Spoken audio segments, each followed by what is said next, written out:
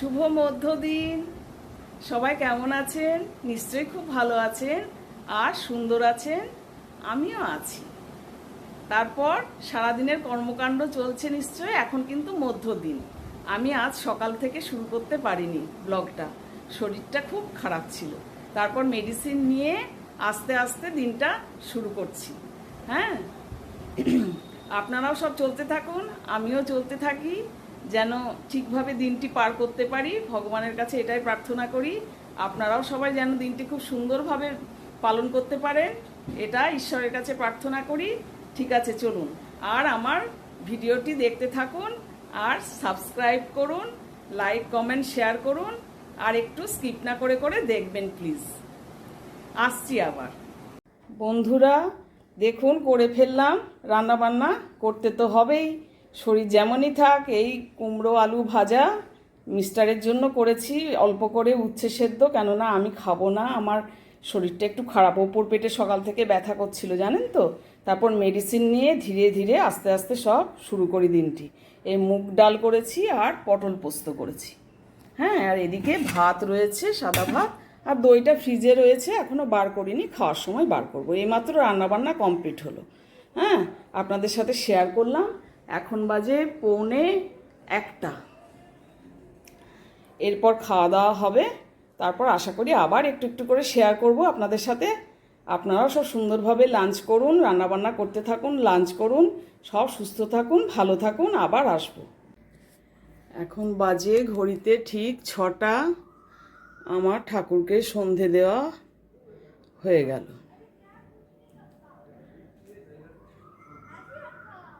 ঠাকুরকে আমার সন্ধে দেওয়া হয়ে গেল। জয় গুরু, জয় গুরু, ঠাকুর রক্ষা করো সব।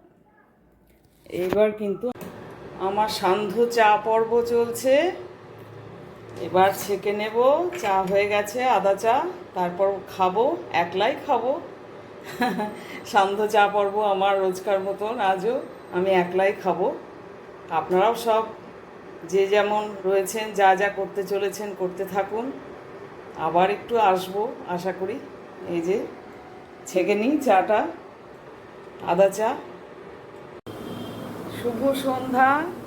সন্ধ্যার আলাপে আবার একটু চলে এলাম বন্ধুরা।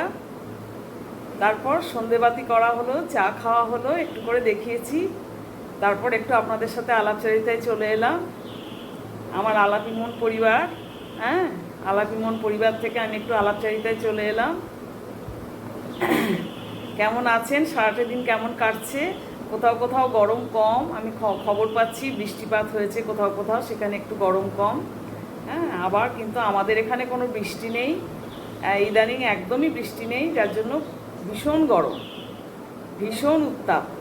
হ্যাঁ, আর আজকে তো সকালবেলায় শরীরটা আমার একটু ডাউন ছিল, যার জন্য ভাবছিলাম যে কিভাবে কি পরীক্ষায় উত্তীর্ণ হতে পারবো কিনা। আমি তো বলি এখন যা অবস্থা, পরীক্ষায় উত্তীর্ণ হওয়া মানে রান্নাবান্না কাজটা কমপ্লিট করে রান্নাঘর থেকে বেরিয়ে আসা মানে একটা পরীক্ষায় উত্তীর্ণ হওয়া, এরকমই অবস্থা।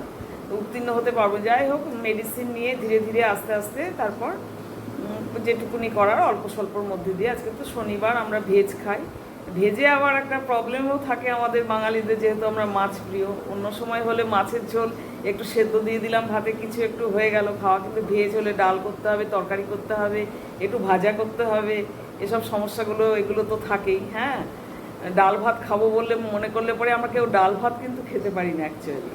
আমরা মুখে বলি ডাল ভাত খাবো, কিন্তু শুধু চিকেন ভাত খেতে পারি, শুধু মাছের ঝোল ভাত খেতে পারি, কিন্তু ডাল ভাত আমরা খেতে পারি না। কেউ কি খায়? আমরা কখনো খাই না ডাল ভাত। আস্তে আস্তে হয়ে গেল, ধীরে ধীরে। হ্যাঁ, আস্তে আস্তে হয়ে গেল। তবে প্রথম চোটে শরীরটা খুব খারাপ ছিল। হ্যাঁ, এই যে আমার ছোট থেকে শুনে আসছি আমরা যে লিচু, তালশাঁস, এই জাতীয় জিনিসগুলো না বেশি পরিমাণ খেতে নেই। বেশি পরিমাণ খেয়েও না, পেট খারাপ করবে। তাহলে এগুলো রাবার জাতীয় জিনিস। হ্যাঁ, রাবার জাতীয় জিনিস, পেট হজম করতে একটুখানি অসুবিধে হয়।